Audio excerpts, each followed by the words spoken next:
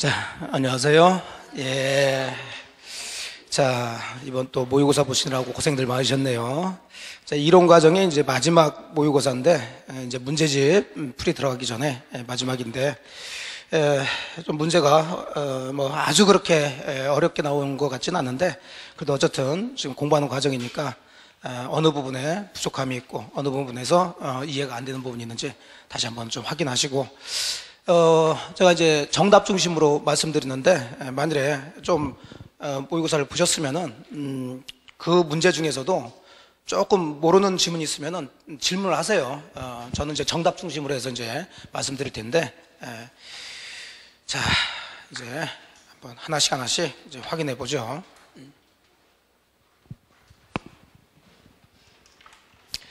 자, 41번 문제. 법률행위 목적에 관한 설명으로 틀린 것은 가장 기본적인 거죠. 목적 그러면 확정, 가능, 적법, 사회적 타당성. 특히 사회적 타당성에서 반사회적 행위냐 아니냐 뭐 이런 것들인데 5번이 되겠죠.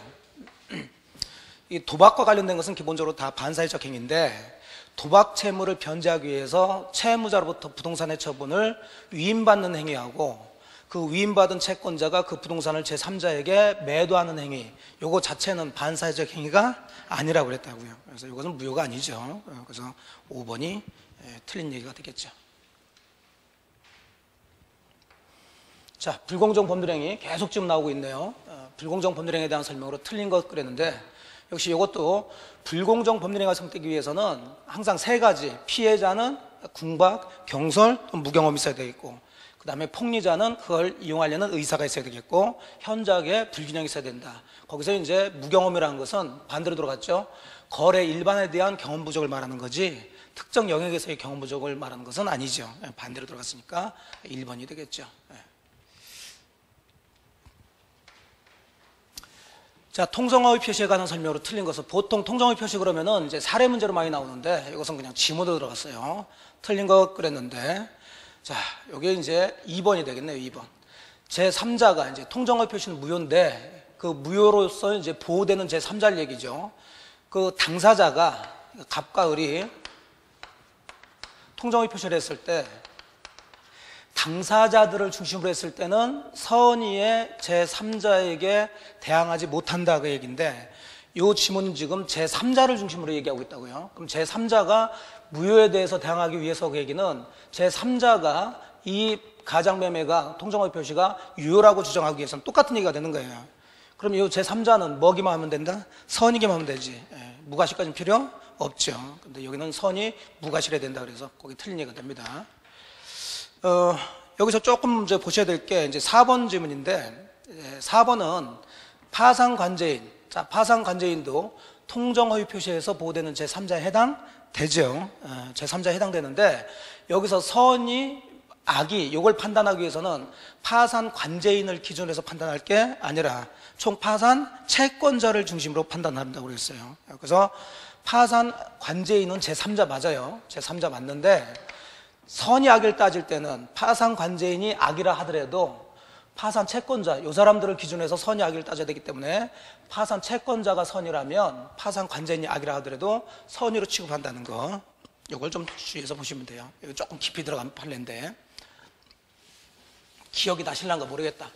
파산 관제인, 제인은 제3자에 해당된다. 근데 선의 악의는 누굴 중심으로 본다? 채권자, 파산 채권자, 저축은행 사건이라고 그랬어요. 어쨌든 2번이 되겠고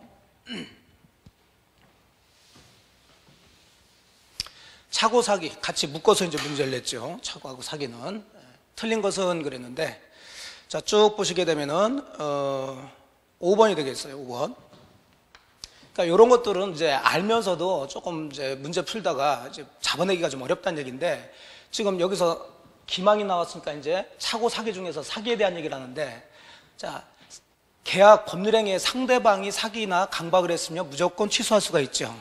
자, 그런데 제3자가 사기나 강박을 했으면 무조건 취소할 수 있는 게 아니라 상대방이 알았거나 알 수 있었을 때만 취소할 수 있는 거. 그 얘기예요, 지금.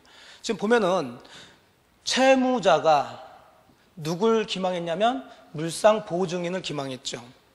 그래서 저당권 설정 계약을 했는데 그러면 저당권 설정 계약은 누구하고 누가 하냐면 물상 보증인하고 채권자하고 할 거란 얘기죠.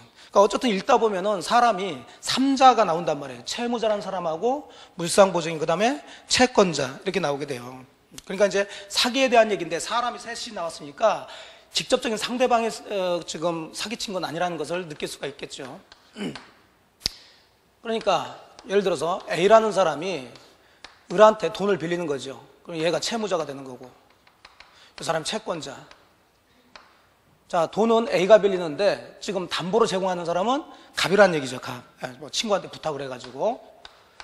그럼 이 사람을 우리가 이제 물상보라고 그래요? 보증이라고 그러지. 그럼 당연히 갑의 부동산에 저당권 설정하려고 그러니까 저당권 설정 계약은 물상 보증인하고 누구하고 채권자하고 이렇게 계약을 한단 말이에요. 이게 저당권 설정 계약. 그런데 지금 읽어보시면은 이 저당권 설정 계약을 하는데 누가 누구를 기망했어요? 채무자가 물상 보증에 얘를 기망 이렇게 들어간 거지. 이쪽에서 기망한 게 아니라. 그러면 채무자는 이 저당권 설정 계약의 당사자가 아닌 바로 뭐가 되는 거예요? 제3자죠. 제3자가 기망을 해가지고 물상 보증인은 속아 넘어가지고 채권자고 저당권 계약을 했다는 거죠. 그럼 이 사람이 사기당한 사람인데 사기당해서 저당권 설정 계약을 했다고 해서 무조건 취소할 수 있는 것은 아니고, 자, 여기에 계약의 상대방 누구? 채권자가 뭐 했거나 알았거나 알 수 있었을 때만 이걸 뭐 할 수 있다? 취소할 수 있다. 그럼 항상 이것은 반대로 생각하셔야 되겠죠. 그럼 채권자가 뭐라면? 선이 무과실이라면 취소할 수 없다로 들어가줘야 되겠죠. 이해되셨죠? 예. 그러니까 여기 보니까 채권자가 뭐라면? 선이 무과실이라면 취소할 수 없다 들어가야지. 결국 아는 얘기인데 이렇게 문제를 이렇게 풀어서 들어가면 저걸 끄집어내는 게 이제 능력이라는 얘기예요. 누가 몰라 제3자가 사기 강박했으면 상대방이 알았거나 알 수 있었을 때 취소할 수 있다.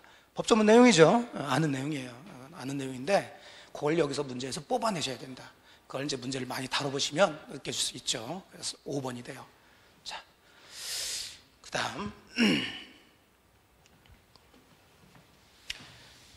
의사표시에 있어서 이제 증명 책임, 입증 책임에 대한 얘기죠.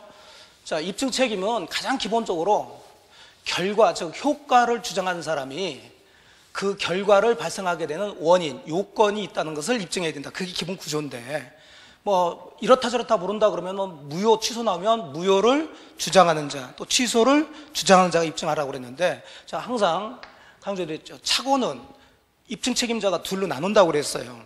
착오에 있어서는 자, 중요 부분에 착오가 있으면 자, 결과는 뭐 할 수 있는 거예요? 취소할 수 있는데 중대한 뭐가 있으면 과실이 있으면 이건 취소할 수 있는 게 아니라 취소할 수 없다 그랬으니까 중요 부분에 대한 착오를 입증하는 사람과 중대한 과실이 있다는 걸 입증하는 사람은 정반대 사람이라고 그랬어요. 그럼 당연히 중요 부분 착오는 취소를 하려는 사람이니까 이 사람은 의사표시를 한 사람이겠죠. 예. 그러면 이 표의자에게 뭐가 있다는 것을, 중대한 과실이 있다는 것은 취소를 막으려는 사람. 그럼 막으려는 사람은 표의자의 상대방. 표현은 여러 가지 있을 수가 있어요. 표의자의 상대방이라든지 또는 취소를 막으려는 자 또는 유효를 주장하는 자 이렇게 표현하겠죠. 그래서 어쨌든 중대한 과실까지 표의자가 입증 책임을 지는 것은 아니다. 그런데 여기는 전부 다 중요 부분과 중대한 과실 전부 다 표의자가 증명해야 된다. 그러니까 여기에 틀린 얘기가 되겠죠. 들어보면 다 아는 거예요. 근데 왜 혼자 풀면 이렇게 보이질 않는지. 그래서 자꾸 확인하시고 보시면 11월 달 되시면, 11월이 아니라 10월 달 되시면, 11월 달 하면 안 되고 10월 달 되시면 다 눈에 보여요. 자, 갑의 대리인 을이 매수인 병과 부동산 매매 계약을 체결했다. 그대로 그냥 대리를 물어본 거죠. 자, 대리권이 있고 대리인 을이 자, 병하고 매매 계약을 체결했다. 자, 여기서 옳은 것 고르라고 그랬어요. 그럼 하나씩 봅시다. 1번, 을이 대리인임을 표시하지 않고, 키워드는 여기 있죠. 뭘 하지 않았다는 얘기냐면 현명하지 않았다는 얘기죠. 그 현명하지 않았으면 자, 그 법적 효과가 본인한테 미치질 않으니까 병, 갑에게 이행을 청구할 수 있어야 돼, 없어야 돼요? 없어야 되는데, 자, 여기 이제 여기에 있죠. 병이 대리 행임을 뭐 했어요? 알 수 있었죠. 그러니까 이게 없었다면 이게 없었다면 맞는 얘기가 돼요. 예. 현명하지 않았으면 병은 가백에 이행을 청구할 수 없는데, 현명하지 않았다 하더라도 상대방의 병이 그 사실을 알았거나 알 수 있었다면 그 효력이 본인한테 미치니까 청구할 수 있겠죠. 예. 그래서 1번 틀렸고 2번 을이 매매대금을 횡령할 생각으로 대리행위를 했다. 이런 걸 우리가 뭐라고 한다? 대리권 남용이라고 그러죠. 대리인을 가지고, 대리권 가지고 대리인이 범죄행위 하면서 자기를 위해서 돈 받아가지고 쓰는 거, 이런 것들, 뭐 횡령 이런 것들 나오면 대리권 남용 얘기예요. 그럼 대리권 남용은 뭘 그대로 적용한다고 그랬어요? 비진의 표시를 그대로 유치 적용한다고 그랬죠. 그럼 비진의 표시는 원칙이 뭐요? 유효. 상대방이 알았거나 알 수 있으면 무효. 그럼 여기는 원칙적으로 그랬으니까 유효란 얘기니까 그대로 갑이 책임을 져야 된다는 얘기죠. 그럼 병은 갑에게 이행 청구할 수 있다라고 해줘야 되겠죠. 원칙을 얘기했으니까. 그러니까 이것도 틀렸고. 3번 을이 병에게 사기를 행한 경우 그랬어요. 자, 대리에서 사기, 강박, 무슨 하자 얘기 나오면 누구 중심으로 본다? 대리인 중심으로 보는 거예요. 지금 누가 사기를 쳤냐면 을이 사기를 쳤죠. 을이 병한테 사기친 거예요. 그럼 본인은 이 사실을 알았든 몰랐든 상관없이 얘는 아무 관계가 없죠. 그리고 아까 보셨던 제3자의 사기에 해당되는 게 아니에요. 그러니까 본인이 알았든 몰랐든 상관없이 병은 무조건 이 계약을 뭐 할 수 있다? 취소할 수 있다로 들어가줘야 돼요. 그래서 갑이 그 사실을 전혀 몰랐다 하더라도 병은 갑에게 매매계약을 취소할 수 있다. 3번이 옳은 얘기가 되겠죠. 4번은 을이 제한능직자인 경우. 자, 대리인의 행위는 굳이 행위 능력까지는 필요 없지요. 그러니까 제한능력자라 하더라도 자, 갑은 을의 제한능력을 이유로 대리행위를 취소할 수는 없는 거죠. 틀렸고. 자, 이것도 뭐 매매계약 불공정 법률행위에서 궁박, 경설, 무경험, 대리가 나왔을 때 이건 나눠보라고 그랬죠. 궁박은 누구 중심? 본인 중심이죠. 나머지는 대리인 중심. 그러니까 여기는 갑 중심이어야 되고 경설, 무경험만 을 표준으로 봐야 되겠죠. 그래서 이것도 틀린 예가 돼요. 그래서 3번이 됩니다. 3번. 옳은 것. 아무래도 이제 틀린 것 골라라보다는 옳은 것 골라라가 조금은 어렵게 느껴지죠. 또 다 읽어봐야 되고 하니까. 그래서 우리 시험은 좀 틀린 게 많이 나와야 돼. 틀린 것 골라라는 게. 자, 협의회 무건대리에 관한 설명으로 옳은 것, 또 옳은 것 골라라고 그랬어요. 협의회 무건대리니까 이제 그대로 이건 이제 없다는 얘기죠. 똑같은 구조로. 대리권 없이 얘가 대리인인 척하고 무건대리인으로서 설명한 것, 법률행위를 한 거죠. 옳은 거니까 또 하나씩 보시면 1번 본인의 추인은 다른 의사표시가 없을 때 추인한 때부터 여기가 틀렸죠. 자, 추인의 효과는 계약 시에 소급해서 틀렸고.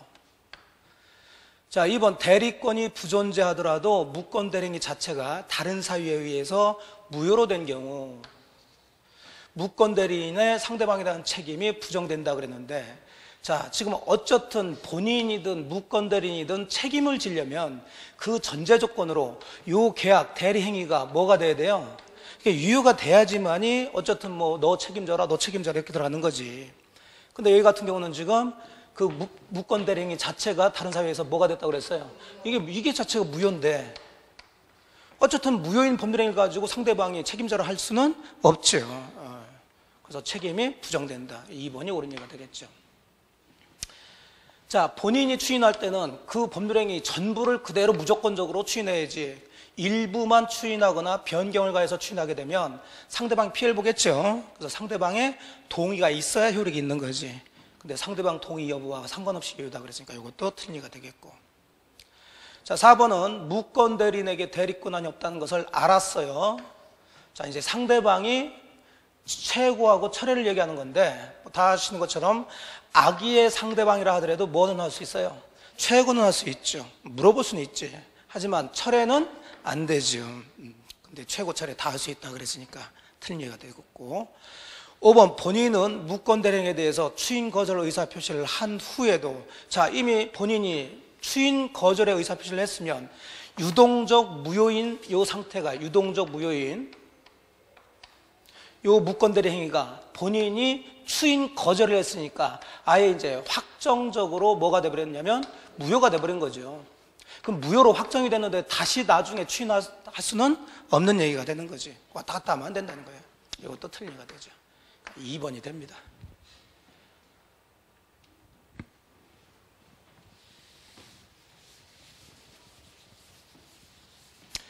자, 48번 문제. 토지거래 허가구역 내 토지를 소유하고 있는 갑은 이 토지를 을에게 매도하기로 합의했으나 아직 토지거래 허가를 받지 않은 상태이다. 자, 다음 설명 중 틀린 것을 모두 고른 것은 다 잘 아시는 것처럼 토지거래 허가 지역에서 허가받지 않고 매매계약을 한 거죠. 그럼 이 매매계약은 일단 여기 또 유동적 뭐다? 무효. 자, 이걸 기초로 해서 들어가시면 돼요. 그럼 격번은 갑의 귀책 사유로 매매계약이 확정적으로 뭐가 됐냐면 이제 무효가 됐어요. 뭐 갑의 귀책 사유로 인해가지고 뭐 얘가 좀 뭐가 잘못돼가지고 이 매매계약이 이제 유동적 무효가 아니라 허가를 받든 안 받든 상관없이 이 계약이 확정적으로 뭐가 돼버렸다고요? 무효가 돼버렸다고. 그럼 이 무효를 누가 주장할 수 있냐 그 얘기인데, 일단 취소는 아무나 주장할 수 없죠. 취소를 주장할 수 있는 사람만 가지고 있지만 무효는 기본적으로 누구든지 주장할 수 있으니까 갑의 귀책 사유로 무효가 됐다 하더라도 갑도 이 계약은 무효다라고 주장할 수 있지요. 그래서 갑은 그 계약 무효를 주장할 수 없다 그러니까 이놈 틀렸네요. 자, 을은 갑에게 매매계약에 기한 소유권 이전 등기 청권을, 이게 키워드라고 그랬죠. 피보전 권리로 해서 처분금지 가처분 신청을 할 수 있다 그랬는데, 자, 요 매매계약과 관련된 것은 전부 다 발생된다 안 된다? 안 되지. 매매계약은 어쨌든 지금 뭐니까? 무효니까. 그럼 매매계약이니까 갑은 을 보고 대금 달라고 할 수도 없고, 을은 또 반대로 갑한테 소유권 이전해달라고 할 수가 없죠. 그러니까 소유권 이전 등기 청권이라는 게 있어요 없어요? 없지. 근데 있지도 않는 권리를 보존하기 위해서 이 토지를 가처분 들어간다는 그 말도 안 된 얘기가 된다고 그랬어요.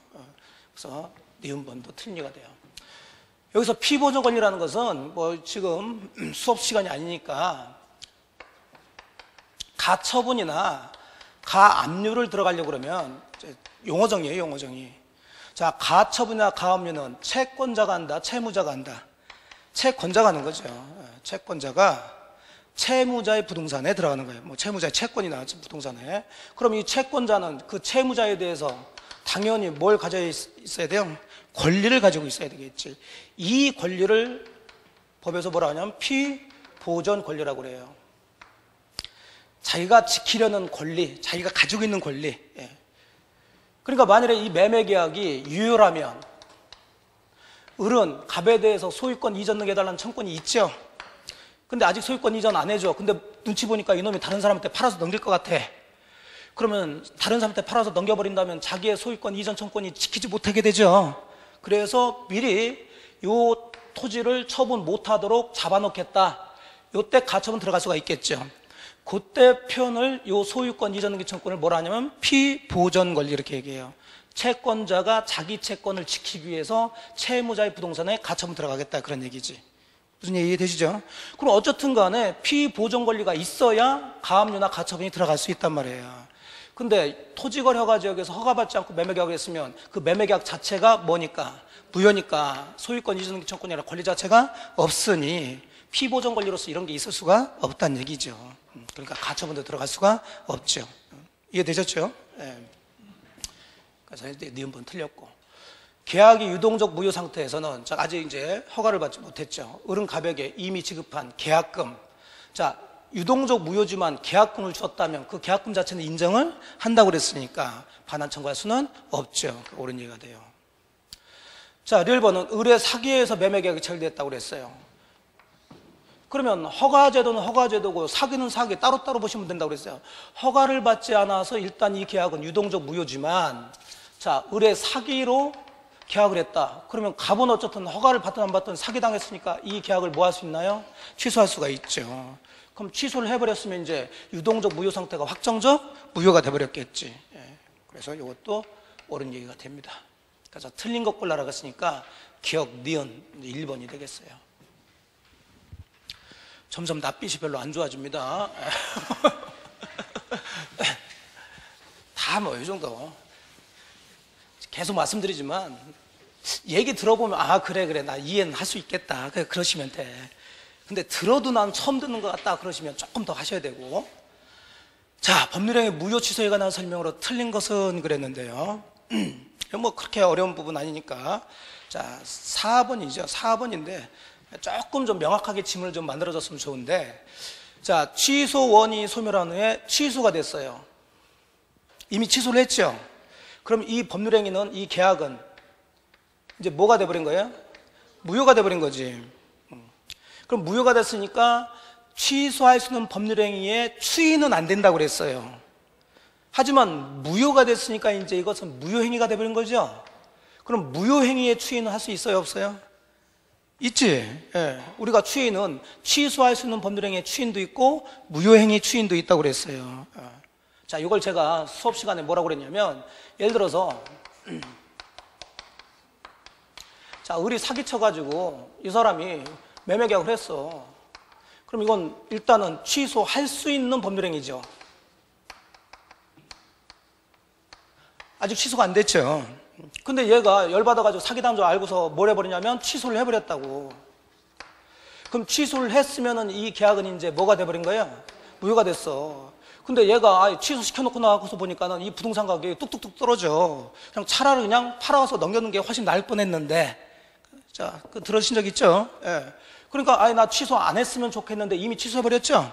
그럼 이 매매 계약을 계속 유지시키기 위해서는 이제 우리가 취소할 수 있는 법률행위에 추인도 있지만 무효행위에 추인도 있으니까 이 무효인 행위를 나중에 뭐 할 수 있다? 추인을 할 수 있다는 거죠.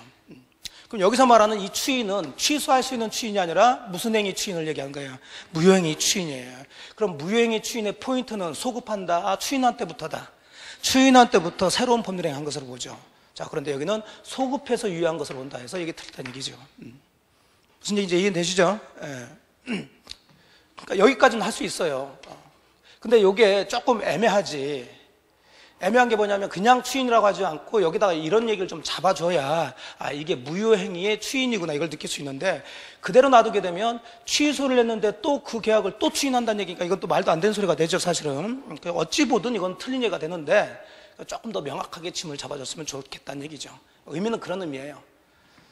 사기당해서 취소했는데 그 취소된 법률행위는 무효가 됐고 그걸 계속 유지하고 싶다니까 무효행위를 다시 뭐 했어요? 추인했어. 그러면 소급하는 게 아니라 그때부터.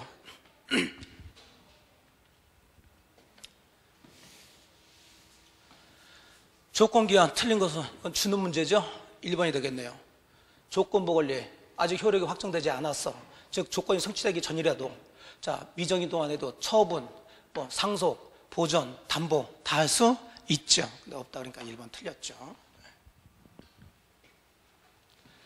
자, 물건에 대한 설명으로 옳은 것 그랬네요. 전체적인 물건에 대한 얘기인데, 자, 일필지 토지 일부의 저당권 할 수 있냐고 얘기했는데 저당권은 부동산 일부에는 할 수가 없죠. 대신에 지분에는 할 수가 있고요. 어쨌든 틀렸고. 자, 이번도 이제 관습법상 물건 얘기인데, 미등기 무허가 건물의 양순이라 할지라도 그 소유권 이전 등기를 격려받지 않는 한 건물에 대한 소유권 취득할 수 없어. 여기까지 맞아요. 또 인도를 받은 경우 점유 사용권이라는 관습법상의 물건 이런 것도 인정되지 않는다고 그랬어요. 미등기 무허가 건물의 양수인은 하여간 법적으로는 아무 권리가 없다. 인정된다 그러니까 틀렸고. 자, 소유자는 소유권의 사용수익 권능을 대세적으로 유효하게 포기할 수 있으므로, 자, 여기서 틀려버렸죠. 왜냐하면 물권 법정주의라고 그랬어요. 물권 법정주의는 두 가지, 물권의 뭐하고 종류하고 물권의 뭐 내용은 법에 정해진 대로만 정해지지 당사자의 의사에 의해서 함부로 새로 만들 수 없다는 얘기죠. 그럼 물권의 종류 중에 소유권이란 물건이 있어요, 없어요? 있죠. 그럼 소유권이란 물건의 내용은 법적으로 사용, 수익, 처분이라는 내용을 다 가져야지만 이게 소유권이 된다는 얘기지. 근데 지들 마음대로 소유권 중에 뭘 포기한다고요? 사용 수익하는 것을 대세적으로 영원히 포기하고 처분 권한만 갖는 소유권만 갖겠다. 자, 이건 법에 맞는다, 맞지 않는다? 맞지 않지. 소유권이면 법적으로 사용 수익, 처분 세 가지가 다 있어야 되는데. 그러니까 인정된다 그러니까 틀린 얘기가 되는 거죠. 자, 4번도 많이 했죠. 공원 이용권이라는 거, 관습상의 공원 이용권 인정되지 않죠. 그러니까 요거 놈이 옳은 얘기가 돼요. 자, 그 다음에 5번의 키워드는 농작물이죠. 뭐 농작물은 승낙 있든 승낙 없든 누구 거? 경작자 거지. 꼭 명인 방법 같은 걸 갖출 필요는 없죠. 그래서 5번도 틀린 얘기가 돼요. 그러니까 옳은 것은 4번이 됩니다.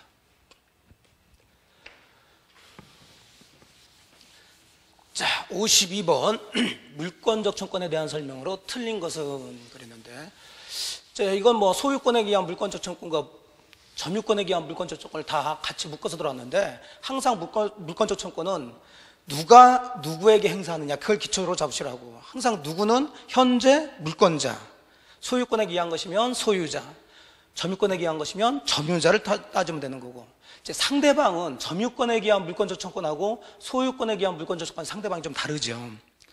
소유권에 의한 물권적 청권의 상대방은 현재 부당하게 자기 물건을 뭐하고 있는 사람, 점유하고 있는 사람이에요.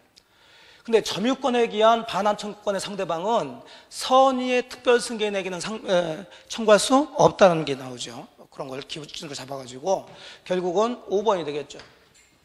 지금 점유권에 대한 얘기인데, 자, 간접 점유자도 점유자다 아니다. 점유자니까 당연히 침탈당했으면 점유권 반환 청구권을 행사할 수 있다라고 해야지. 없다 그랬으니까 5번이 틀렸죠. 주체를 잡은 거예요. 하지만 점유보호청권, 자, 점유보호청권을 점유보조자는 행사할 수 없죠. 자, 53번 부동산 물권 변동에 관한 설명으로 틀린 것. 이것도 거의 주는 문제죠. 등기를 해야 되냐, 등기 없이도 물권 변동이 일어나냐, 그 문제인데, 자, 2번이 답을 제발 좀 맞추라고 지금 얘기하고 있죠. 공유자와 공유지분 포기는 상대방 있는 뭐라고 그랬어요? 단독행위. 그럼 단독행위는 법률행위, 법률규정. 법률행위. 그럼 뭐까지 해야 돼요? 등기까지 해야 물권변동 효력이 발생하는데, 여기 지금 등기라는 얘기가 나와 있어요, 안 나와 있어요? 안 나와 있으니까 2번이 틀렸지. 그러니까 정신 바짝 차리면은 그 문장 속에서도 다 답을 얘기해 준다니까요. 도달하면 물권변동 효력이 발생하는 게 아니라 등기까지 해줘야지. 2번이 틀린 얘기가 되는 거죠. 그러니까 이런 걸 자꾸 문제를 풀다 보면은 그게 보이게 된다고, 이게. 그러니까 그런 능력이 이제 키워져야 되죠. 10월달 되면 다 그분이 다 오신다니까. 점유에 관한 설명으로 틀린 것 그랬는데요. 자, 이것도 뭐 점유에 대한 이런저런 얘기인데, 1번 같은 것은 뭘 얘기할까요? 갑의 지시를 받아. 자, 이거 점유 보조자 얘기입니다. 예, 점유 보조자는 점유자가 된다? 안 된다? 되지 못하지. 읽어보면 갑이 신축한 건물이에요. 경비원 의리, 갑의 지시를 받아서 건물을 사실상 지배하고 있죠? 그러면 여기서 이 건물의 점유자는 갑이지 경비원 의리? 아니란 얘기예요. 점유 보조자 얘기고. 자, 그 다음에 2번은 자주냐 타주냐 그 얘기인데, 제가 가장 기본적으로 남의 부동산인 것을 모르고 점유한 것은 자주 타주, 자주 점유. 남의 부동산인 것을 뭐 하면서? 알면서 점유하는 것은 타주 점유. 이게 기본이라고 그랬죠? 여기까지 기억나시죠? 그러면 이 모르고 점유하냐, 알면서, 이게 판단 기준은 어느 때를 기준하냐면 점유 개시 시점이에요. 자기가 그 부동산을 점유할 때 남의 부동산인 것을 뭐하고?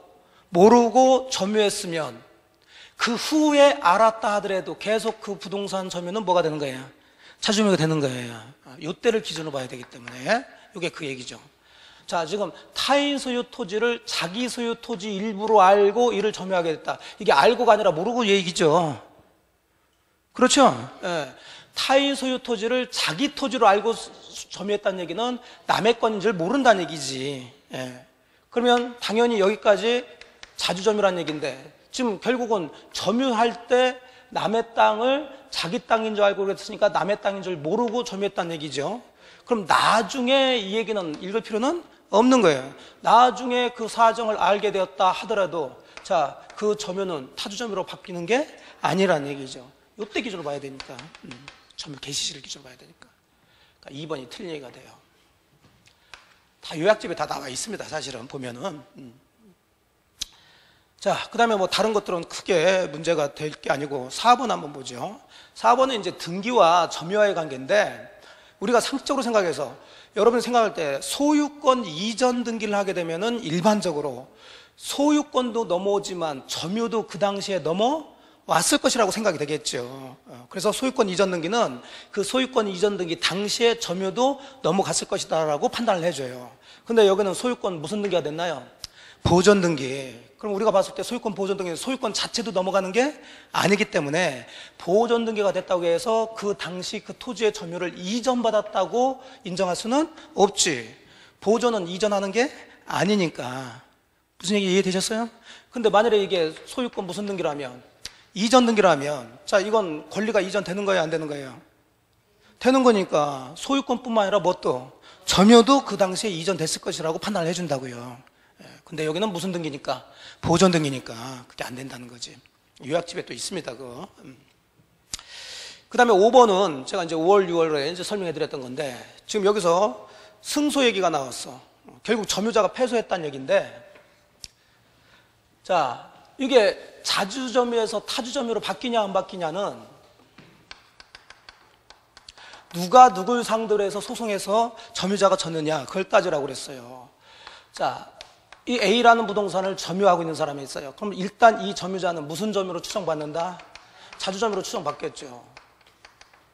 하지만 얘가 꼭 소유자란 얘기는 아니지. 그러면 이 부동산에 대한 소유자로 등기된 사람이 있을 텐데, 둘이 싸울 때 점유자가 소유자를 상대로 해서 소송을 제기해요. 즉 소유권에 관한 소송이에요. 이걸 분권에 관한 소송이라고 그러지. 자, 이래서 점유자가 졌어요. 점유자가 패소했지. 다 패소한 거야. 자, 점유자가 소유자, 소유권의 등기 명인을 상대로 해서 소송 제기했다가 졌다 해서 이 점유가 자주에서 타주로 바뀐다, 바뀌지 않는다. 이건 안 바뀐다고 그랬어요. 그런데 반대로 누가 누굴 상대로?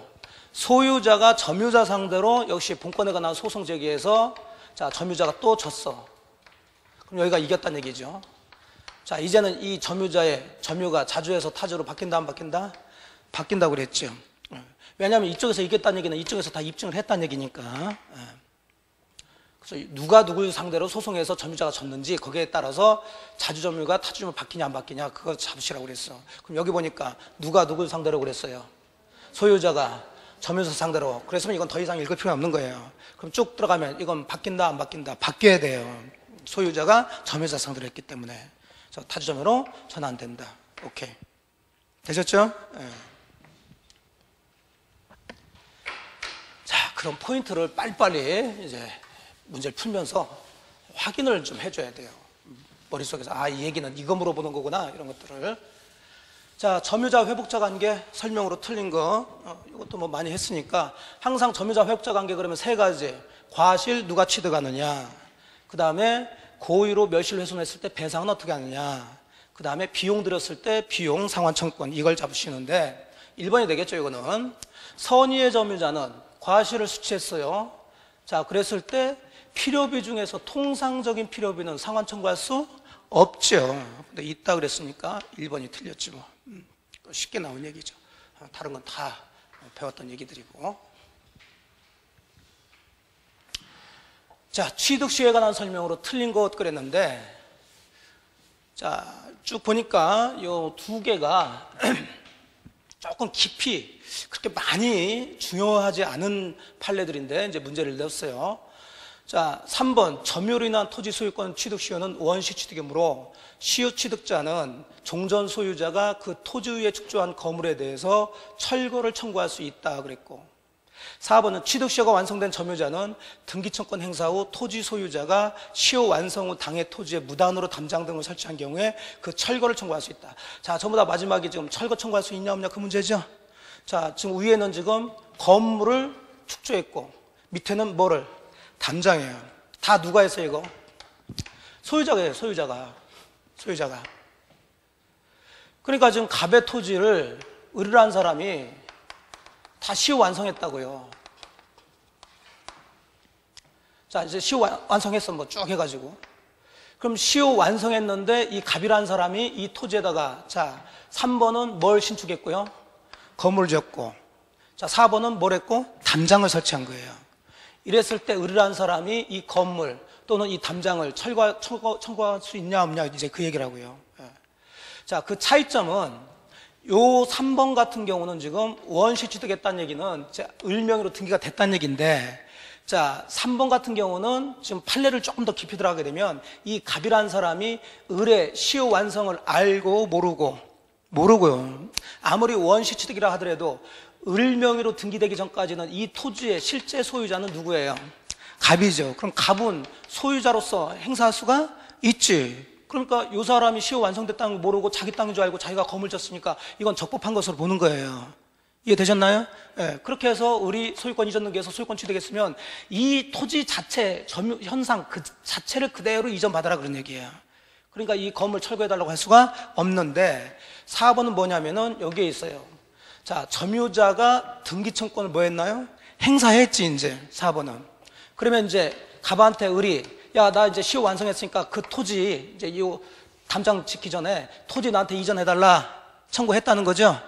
그러면 당연히 갑은 이제 을이 자기 토지에 대해서 시효가 완성됐다는 걸 알았다, 몰랐다? 알았다는 거예요. 알면서도 그 토지 위에다가 담장 같은 걸 설치했다는 거죠. 그러니까 이것은 불법으로 보는 거예요. 차이점 이해되셨어요? 예. 그러니까 이때는 을이 이 담장 철거해달라 청구할 수 있는 걸로 보는 거예요. 알면서 했으면은. 이해되셨나요? 예. 좀 깊이 들어간 판례인데, 예. 3번이 틀렸어요. 이건 그냥 시효 취득이라 하더라도 아직 갑이 을의 입장을 잘 모르는 상태에서 자기가 자기 땅에다가 건물 지은 것은 그거 그대로 인정을 해주기 때문에 을은 건물 철거 청구는 할 수가 없어요. 너무 여기까지 너무 깊이 들어간 거라고 좀 봅니다. 근데 어쨌든 3번이다. 3번과 4번의 차이점을 잡으시면 돼요. 4번은 뭐 하고 난 다음에 알면서도 그 토지에다가 담장을 설치한 것은 이건 불법으로 본다고요. 근데 이것은 모르는 상태에서 자기 땅에다 자기가 건물 지은 거라고, 소유자가. 그러면 아무리 시효 완성했다 하더라도 그거 철거해달라고 할 수가 없다, 그렇게 보시면 돼. 그러니까 이해되셨죠? 예.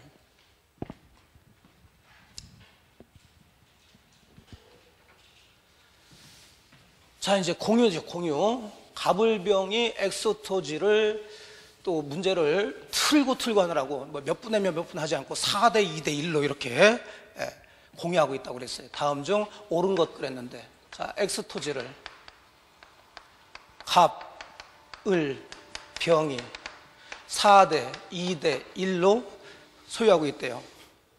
그럼 지분으로 들어간다면 전체 합하면 7이니까 7분의 4, 7분의 2, 7분의 1 이렇게 들어가면 되겠죠. 예.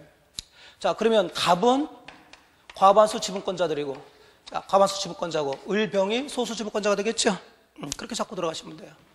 자, 1번 갑은 X토지 지상에 을병 동의 없이 Y 건물을 신축할 수 있다. 갑이 아무리 과반수 지분권자라 하더라도 여기다 건물을 질 수는 없죠. 틀렸고. 2번 을이 갑과 병 협의 없이 X토지 지상에 Y 건물을 신축한 경우, 자, 이제 을이 건물을 져버렸네요. 병은 을에게 Y 건물의 철거 및 토지 인도 청구할 수 있지. 뭐 이건 소수 지분권자가 점유했으니까 보존행위로서 갑이나 병은 건물 철거와 토지 내놓으라 청구할 수 있어야 되겠죠. 3번 을, 병이 갑의 동의를 받지 않고 X토지 임대차 계약을 체결했다. 자, 이제 누가? 을하고 병이 갑의 동의를 받지 않고, 그러면 을, 병이 아무리 같이 했다 하더라도 이건 과반수를 넘지는 못하죠. 그래서 정한테 임대차 계약을 했다고 그랬는데, 자, 이건 잘못됐지만 임대차 계약 자체가 무효가 되지는 않죠. 유효는 유효인데, 만일에 정이 여기 이 토지를 을, 병한테 임대차 해가지고 이 토지를 사용한다면 이건 불법 점유가 되는 거죠. 그러면 과반수 지분권자인 갑은 자, 이 정한테 그 토지에서 나가라, 자, 청구할 수가 있어야 되겠지. 그게 4번 얘기예요. 그러니까 이게 무효가 되는 게 아니라 유효지만 을, 병으로부터 X토지를 임차한 정은 이에 동의하지 않은 갑에게 임대차 효력을 주장할 수가 없지. 만일에 갑이 정하고 임대차 계약을 맺었다면 당연히 이 임대차 계약 유효면서 정이 이 토지를 점유 사용하는 것도 이것도 적법한 것이 되는 거죠. 과반수 지분권자가 임대차 관리행위니까.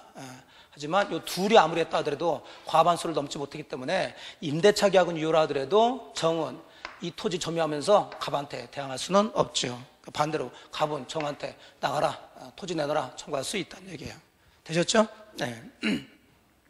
5번 갑이 X토지를 배타적으로 사용 수익하는 경우, 자, 이제 누가 사용하고 있다고요? 갑이. 그럼 갑은 과반수 지분권자죠. 자, 을이나 병은 뭐라고 할 수가 없지. 넌 적법하니까 병은 갑한테 X토지 반환 청구할 수 있다? 안 된다고요. 되셨나요? 네. 찾아주면 돼요. 자, 58번 법정치상권 및 관습법상 법상권에서 설명으로 틀린 것은 어렵게 내려고 열심히 냈어요. 어렵게 보입니다. 자, 그런데 어쨌든 제가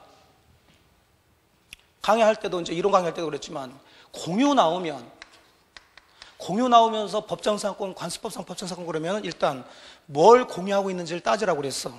생각이 나시는가 모르겠다. 건물 공유하고 있다 그러면은 이건 법정상권이 성립 된다고 그랬고, 토지를 공유하고 있다는 얘기가 나오면 이건 따지라고 그랬죠.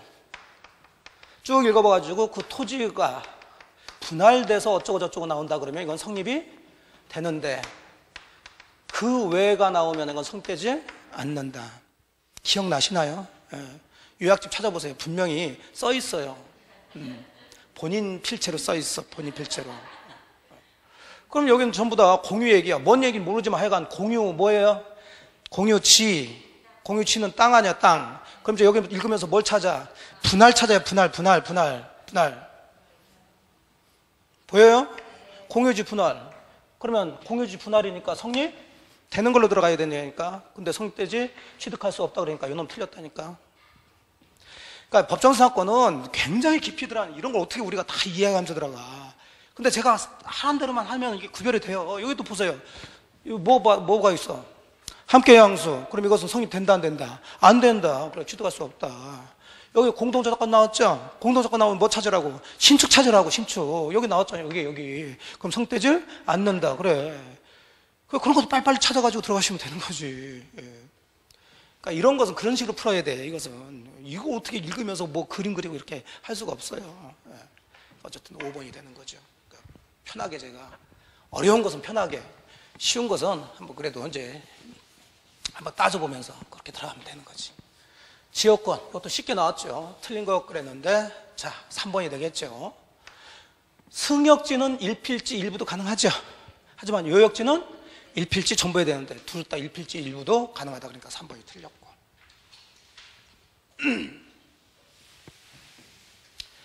전세권 설명으로 틀린 것은, 자, 이것도 뭐 답은 금방 찾을 수가 있죠. 자, 3번이겠죠. 전세권에 있어서 전세권은 항상 토지 전세권하고 건물 전세권 나눠서 보시라고 그랬는데, 자, 최장기간은 10년 넘을 수 없죠. 자, 이 10년 넘을 수 없는 것은 토지 전세권도 되고 뭐 또 건물 전세권도 되는데, 최단 기간 1년으로 둔 것은 뭐만? 건물 전세권만 되죠. 근데 여기는 토지 전세권 얘기했으니까 3번이 틀린 얘기가 되는 거죠. 그래서 또 건물 전세권에 또 인정되는 게 또 요거죠, 요거. 무슨 갱신? 법정갱신. 법정갱신도 뭐만? 건물 전세권만. 최소한 두 가지라도 기억을 하시라고 그랬잖아. 3번이 됩니다. 자, 갑은 자신이 점유하고 있는 건물에 대해서 을을 상대로 유치권을 주장하고 있다. 다음 설명 중 틀린 것은, 뭐 갑, 을 나왔지만 결국 을이 유치권자란 얘기죠. 자, 그럼 유치권에 대한 얘기 들으니까 쭉 읽다 보시게 되면은, 자, 5번이 되겠죠. 자, 유치권이 성립되고 유지가 되려면 그 건물을, 그 물건을 뭐 하고 있어야 돼요? 점유하고 있어야 되는데, 이 점유는 적법, 불법. 적법해야 돼. 그럼 적법인지 불법인지가 다툼이 일어날 때 이걸 입증을 누가 해야 되냐, 그 문제인데, 일단 유치권자라고 주장하는 사람은 그 물건을 현재 뭐 하고 있어요? 점유하고 있으면 그 점유는 적법한 것으로 뭐 된다? 추정되죠. 그러면 유치권자가 점유하고 있는 것은 적법한 점유로 추정받는데, 유치권자가 스스로 자기 점유가 적법하다는 걸 입증할 필요는 없고, 그 반대 사람, 그 유치권을 부정하려는 상대방이, 자, 이 유치권자의 점유가 뭐라는 것을, 불법 점유라는 것을 입증을 해야 되겠죠. 그럼 여기서 유치권자가 을이니까 여기서 불법 점유인 것을 입증할 사람은 을이 아니라 누구? 갑이란 얘기가 되겠죠. 됐나요? 네. 뭐야 이게? 을을 상대로가 아니라 갑이 유치권자가 되죠. 갑이 을을 상대로 했으니까 이제 갑이 유치권자니까 얘가 유치권자고 이쪽에 이제 상대방이 을이 되겠죠. 그래서 요 점유가 불법 점유라는 것은 유치권을 주장하고 있는 사람의 상대방인 을이 입증해야지 갑이 스스로 입증할 게 아니란 얘기예요. 그래서 5번이 틀린 얘기가 됩니다. 다른 건 큰 문제는 없죠. 권리금, 권범에는 유치권 주장할 수 없다, 이런 얘기고, 다른 건 큰 문제가 없습니다. 자, 이제 62번 같은 문제들이 조금 어렵게 느껴질 거죠. 똑같이 유치권 문제인데, 사례 형태로 나오는 사례 형태로. 갑의 X 건물을 임차한 을은 X 건물을 보존 개량하기 위해서 병으로부터 건축자재를 외상으로 공급받아 수리를 완료했다. 그 임대차가 종료했지만 수리비를 상환받지 못한 을은 X 건물을 점유하고 있다. 다음 설명 중 틀린 것은, 자, 갑의 X 건물을 을이 임대차를 했다는 거고, 자, 이 임차인이 임대차 기간 중에 저 건물을 보존 개량하기 위해서 고친단 말이에요. 고치려고 그러는데 지금 자재가 필요해서 병한테 자재를 지금 샀다는 거죠. 지금 여기서 건축자재를 외상으로 공급받았다는 얘기, 이걸 이제 느끼셔야 돼. 외상은 산 거예요, 안 산 거예요? 산 거지. 예. 샀는데 돈 주고 안 주고 나중에 주기로 해. 건축자재를 공급받아가지고 얘가 고쳤단 말이에요. 얘가 고쳤어, 수리했어. 그럼 당연히 지금 채권은 병이 을에 대해서 외상 채권이 있죠. 그리고 그거 자재 가지고 을 임차인이 건물을 고쳤으니까 임차인은 임대인에 대해서 무슨 채권이 있어요? 수리비 채권이 있지. 이 구조만 알면 저 문제는 다 풀리는 거예요. 그럼 당연히 이 건물에 대해서 유치권을 행사할 수 있는 사람은, 이 건물에 대해서 유치권 행사할 수 있는 사람은 을이에요, 병이에요? 을이지. 을이에요. 다 그래서 을 얘기야, 을. 자, 그런데 여기는 을이 병에게 외상대금을 지급하지 않으면, 을이 병한테 외상대금을 지급하지 않으면 병이 이 건물을 유치권 행사해서 잡아놓을 수 있냐, 그 얘기인데, 이 외상대금은 저 건물하고 아무 관계가 없지요. 이건 자재를 팔아서 받을 때는 채권이라는 얘기죠.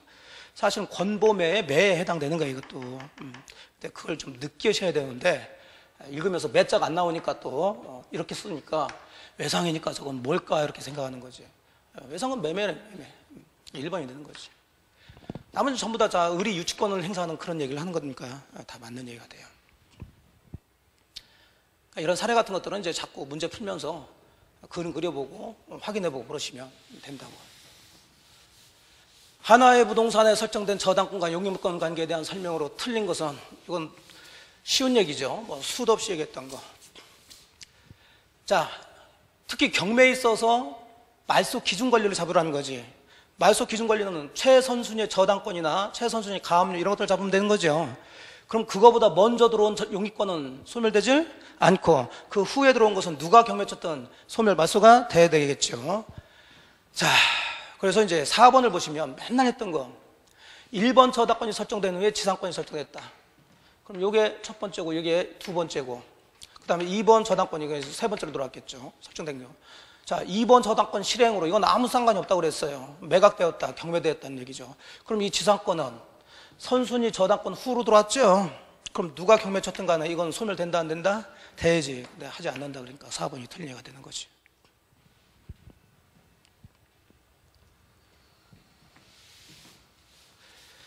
자, 64번 근저당권에 관한 설명으로 틀린 것은, 근저당권 거의 매번 나오는데 나올 게 나오죠, 맨날.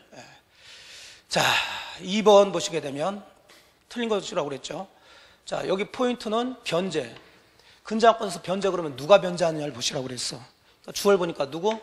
물상보증인. 자, 물상보증인이 변제할 때는 채권 최고액까지만 전액을, 채권 최고액까지만. 근데 앞에 뭐라고 했냐면 전액을 변제하지 않으면 말소 청구할 수 없다. 그러니까 이놈이 틀렸죠.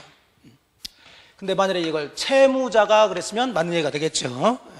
채무자는 채권 전액을 변제해야 마수 청구할 수가 있지. 주는 문제. 계약에 관한 설명으로 틀린 것, 이런 것도 주는 문제인데, 또 이제 조금 얘기를 초창기에 해놓고 이제 얘기를 안 하다 보니까 또 틀릴 수도 있는데, 그거 하더라도 교환은 쌍무는 맞죠? 자, 유물은 아니지. 낙성 계약이지. 유물 계약은